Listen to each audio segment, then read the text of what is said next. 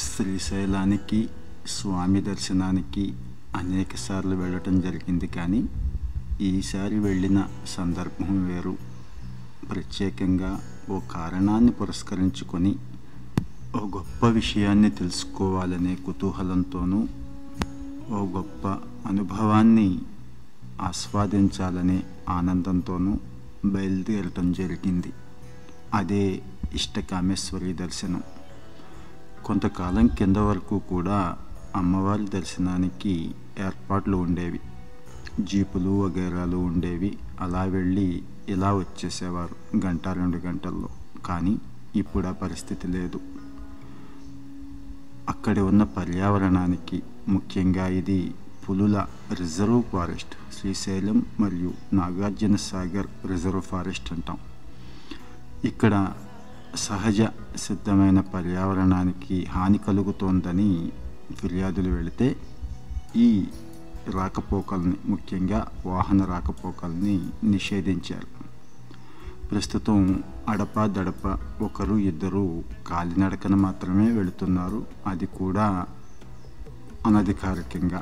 అధికారికంగా ఫారెస్ట్ వాడికి అప్లై చేసుకుంటే వారు అనుమతిస్తారు. అప్పుడు మాత్రమే వెళ్ళాలి. మరి ఎలా వెళ్ళాలి అంటే, శ్రీశైలం నుంచి విజయవాడ వెళ్ళే రోడ్లో శిఖర దర్శనం వస్తుంది. శ్రీశైలం నుంచి శిఖర దర్శనానికి 8 కిలోమీటర్లు ఉంటే, మరో 8 కిలోమీటర్లు విజయవాడ వైపుకు వస్తే అక్కడ ఈ పాయింట్ ఉంటుంది. అక్కడ నుంచి లోపలికి మరో 8 కిలోమీటర్లు అటవీ మార్గంలో ప్రయాణం చేయాల్సి ఉంటుంది. ఈ అటవీ మార్గం అంతా కూడా నిర్మానుష్యంగా ఉంటుంది, ఆహ్లాదభరితంగా ఉంటుంది.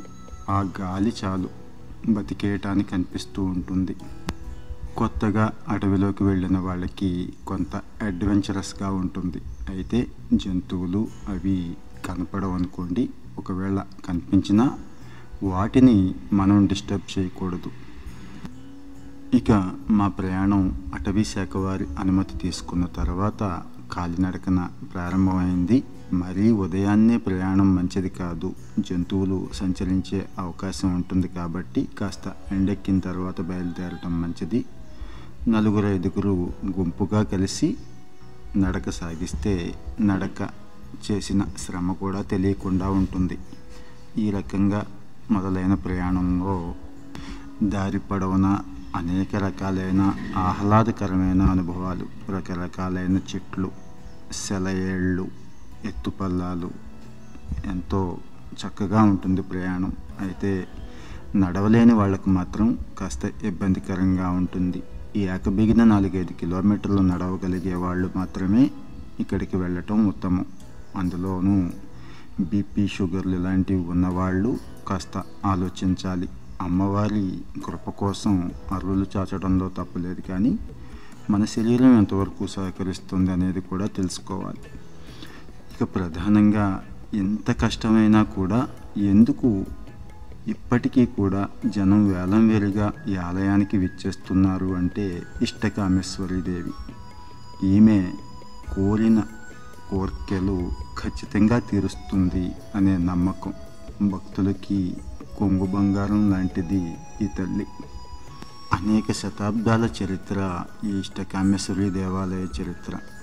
ప్రాచీన కాలంలోనే ఈవిడ వెలసిల్లిందని, శ్రీకృష్ణదేవరాయలు కూడా అమ్మవారిని దర్శించుకొని అనుగ్రహం పొందాడని అక్కడ ఇప్పటికీ ఉన్నటువంటి వారు చెప్తూ ఉంటారు. ఈ ఏకబిగిన సుమారుగా 1.5 సేపు నడిస్తే దేవాలయం వచ్చింది. దేవాలయం వచ్చే కొద్దీ మనసుల్లో ఎంతో ఉత్కంఠ, ఏదో తెలియని ఆనందం. తీరా దేవాలయం దగ్గరకు వెడితే కాస్త ఇబ్బందిగా అనిపించింది.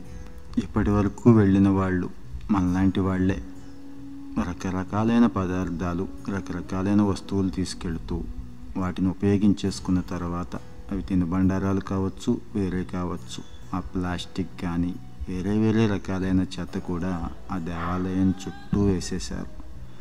ఇంత అందమైన అడవిలో, ఇంత పరిశుభ్రమైన ప్రదేశంలో ఇలా ఉందేంటా అని బాధ కలిగింది.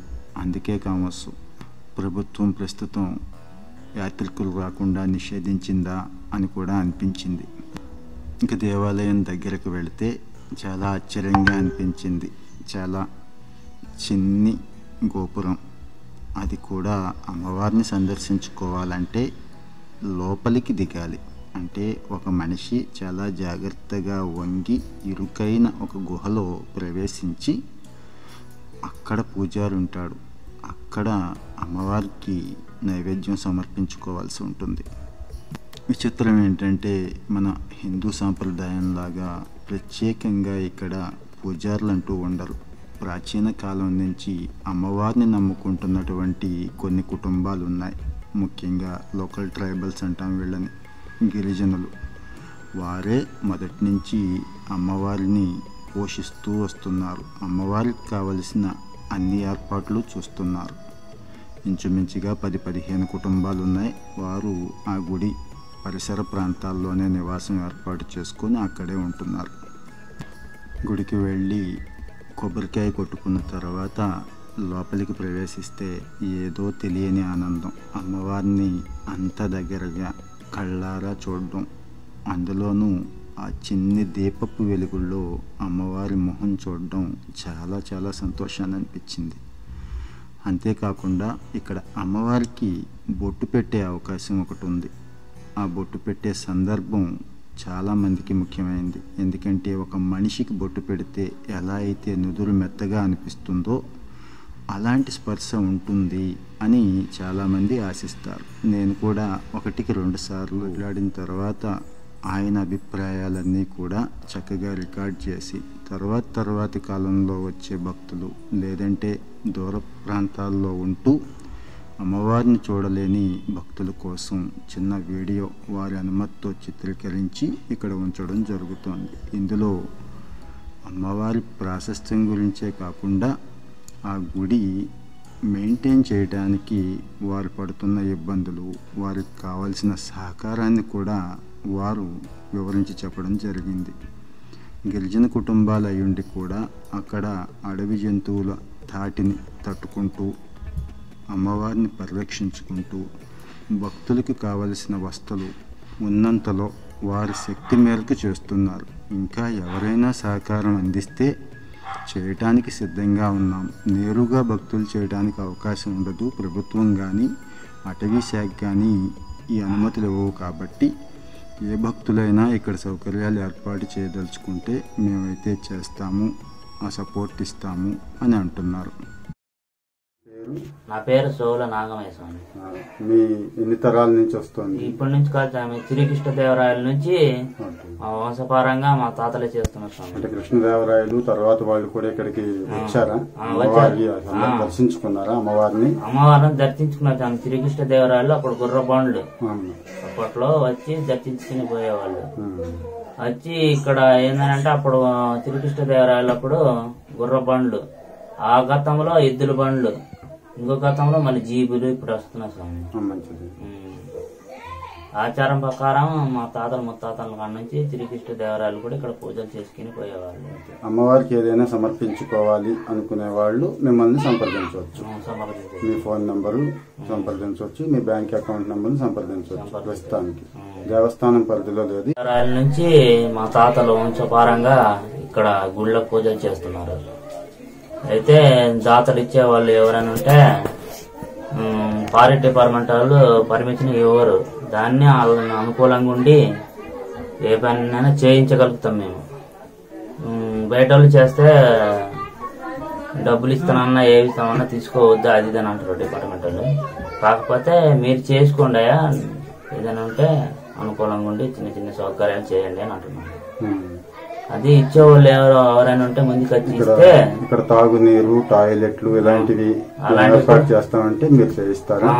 టాయిలెట్లు, యాత్రికులకి వసతిగా పండుకోవడానికి అన్ని చేసి పెడతారా మీరు? వచ్చి ఎవరైనా ఒక రాత్రి పూట ఉండి ఇక్కడ వెళ్ళాలనుకుంటే ఆ సౌకర్యం కూడా ఇస్తారా? ఇక్కడ నుండి పండుగని పోయేటోళ్ళకి కూడా ఒక రోజు 2 రోజులు ఉండిపోయేటోళ్ళకి కూడా అన్నం కానీ సౌకర్యం లేదు. ఇక మీదట ఎవరైనా దాతలు ముందుకు వస్తే ఇస్తారా? ముందుకొచ్చి ఇస్తే చేస్తాం స్వామి. మనలాంటి భక్తులు ఎవరైనా వెళితే ఇక్కడ ఉండటానికి వసతి అయితే ఎక్స్పెక్ట్ చేయకూడదు. కనీసం 1-2 గంటలు సేద తీరటం అయితే ఓకే, కానీ ఏ సాయంత్రం పూటో వెళ్ళి రాత్రంతా ఉండి మళ్ళీ ఉదయాన్నే రావాలనుకుంటే మాత్రం కష్టమే. ఎందుకంటే ఆ ఏర్పాట్లు అక్కడ లేవు. కనీసం మరుగుదొడ్లు లేవు. అక్కడ త్రాగునీరు కూడా కొంత ఇబ్బందికరమే. రోజు మనం ఆర్ఓ వాటర్కి, మినరల్ వాటర్కి అలవాటు పడిపోయిన శరీరాలు కాబట్టి కొన్ని ఇబ్బందులు రావచ్చు. సో మనకు కావాల్సిన ఆహారం, త్రాగునీరు అయితే తీసుకువెళ్ళిపోవటమే ఉత్తమం. భవిష్యత్తులో ఎవరైనా ఇలా వచ్చి స్టే చేయాలి అనుకుంటే కావాల్సిన సదుపాయాలైతే కల్పిస్తాము. ప్రస్తుతానికైతే అదిగో ఆ గుడిసెలో ఉండాలి అని చెప్తున్నారు ప్రస్తుతం గుడిని నిర్వహిస్తున్నటువంటి స్థానిక గిరిజనులు. ఏ మహాత్ముడైనా ఏ ధర్మాత్ముడైనా వచ్చి కాస్త సహాయం చేస్తే ఇలా రాత్రిపూట ఉండాలి, ఆ తర్వాత ఉదయాన్నే దర్శనం చేసుకుని వెళ్ళాలి అనుకునే వాళ్ళకి ఏర్పాటు చేస్తాము అంటున్నారు. ఇది ఒక మంచి ఎక్స్పీరియన్స్గా ఉంటుంది భవిష్యత్తులో. ప్రస్తుతం గుడి అద్భుతమైన ఏర్పాట్లు అయితే లేవు, కానీ అమ్మవారి మహిమ మాత్రం అపారం. ఇక్కడున్న కుటుంబాలు అలా అమ్మవారు పోషణ చూసుకుంటూ వస్తున్నాయి. వీళ్ళు కూడా పెద్దగా కలిగిన వారుగా కనిపించలేదు. కనీసం మరుగుదొడ్లు కూడా లేని కుటుంబాలు, త్రాగడానికి తినటానికి కూడా కాస్త ఇబ్బంది పడుతున్నారు. అన్నిటికంటే విచిత్రం ఏంటంటే అక్కడ అన్నదానం దగ్గర నుంచి అడుక్కు తినే వాళ్ళ వరకు కూడా ఈ కుటుంబాల వాళ్ళే ఉన్నారు. అంతకన్నా మించి మనం ఏం చేస్తాం ఇక్కడ వచ్చే వాళ్ళకి ఆతరికులకి మనం సౌకరించాలి కదా, అందుకని మేము చెప్పేది వచ్చిన వాళ్ళని భద్రంగా పట్టి వాళ్ళని బాగా పంపించాలి. నడుచుకుంటూ వచ్చేవాళ్ళు వస్తున్నారు కానీ ఇక్కడ ఏం ప్లాస్ట్ ఇక్కడ టాయిలెట్లు ఇట్లాంటివి ఏమి లేవు. వాళ్ళు వచ్చిన వాళ్ళు ఇబ్బంది పడుతున్నారు. ఒక పూట ఉండాలన్నా, కాసేపు ఉండాలన్నా, వాళ్ళు ఇది పాలు పోసుకోవాలన్నా దానికి ఇబ్బందులు పడుతున్నారు. దానికి ఏదైనా సాయం చేస్తే దాన్ని మేము చేస్తాము. అది సార్. ఓకే. నడిచి వచ్చిన వాళ్ళు ఒక రోజు ఇక్కడ ఉండాలనుకుంటే ఉండే అవకాశం ప్రస్తుతం కొద్దిగా ఇబ్బందిగా ఉంది. మీరు ఎవరైనా సౌకర్యం కల్పించి డబ్బులు ఇస్తే మీరు చేస్తారు వాళ్ళ తరపున. అలాగే ఇక్కడ అన్నదానం కానీ అన్నదానం కూడా పెడతానే ఉన్నాము. దానికి కూడా ఏదైనా సాయం చేస్తే ఇంకా బాగా డబ్బు. అలాగే అమ్మవారికి ఏమైనా కావాలా, అవసరం ఉందా? ఏమైనా నగలు కానీ అమ్మవారికి బండలు, ఇది బండలు కావాలి అంతేనా? ఈ బండలు ఇంకా ఇంకా ఏమైనా ప్రహరీ గోడ లేదు. ఇంకా అమ్మవారికి నగలు నట్టురా ఏమైనా కావాలా? అవి కావాలి. ఏది చేసినా ఈ గుడికి ఇచ్చేవాళ్ళు ఏది ఇచ్చినా తీసుకుంటారు. వాళ్ళకి అమ్మవారికి చేసి పెడతారు. సౌకర్యం యాత్రికులకి చేసి పెడతారు. మీరు చేసుకోరు, ఆ డబ్బులు మీరు ఉపయోగించుకోరు. అమ్మవారికి యాత్రికుల సౌకర్యార్థమే పెడతారు. మీరు వంశం గురించి చెప్పండి. ఇప్పుడు ఎన్నో తరం నడుస్తుంది? ఎప్పటి నుంచి ఉంది? ఇది 4వ వంశం. కృష్ణదేవరాయలు వచ్చారని అమ్మవారిని దర్శించుకున్నారని అంటారు కదా, అది వాస్తవం? మీ తాతలు తండ్రులు అత్తము అప్పట్లో శ్రీకృష్ణదేవరాయ ఉన్నప్పుడు అప్పుడు వాళ్ళే వచ్చి ఇక్కడ అమ్మవారిని దర్శించుకొని పోయారు. మా తాతలు ముత్తాతలు వాళ్ళు ఇక్కడనే నివసించిపోయారు. ఇక్కడ ఇన్ని కుటుంబాలు ఉన్నాయి కదా, వీళ్ళంతా మీ వాళ్ళేనా? మీ వంశపారంపర్యంగా వీళ్ళే నడుపుతున్నారా? వీళ్ళే. ఎప్పుడు మీరే చూసుకుంటూ ఉంటారు. దేవస్థానానికి ప్రభుత్వానికి దీనికి సంబంధం లేదు. ఫారెస్ట్ వాళ్ళు పర్వాలేదు, సహకరిస్తున్నారుగా, నడిచి వచ్చే వాళ్ళని అనుమతిస్తున్నారు. అయితే ఇక్కడ కొద్దిగా ప్లాస్టిక్ వగేరా ఏమీ లేకుండా మీరే చేసుకుంటున్నారు. ఎవరైనా సేవ చేస్తామన్నా తీసుకుంటారు.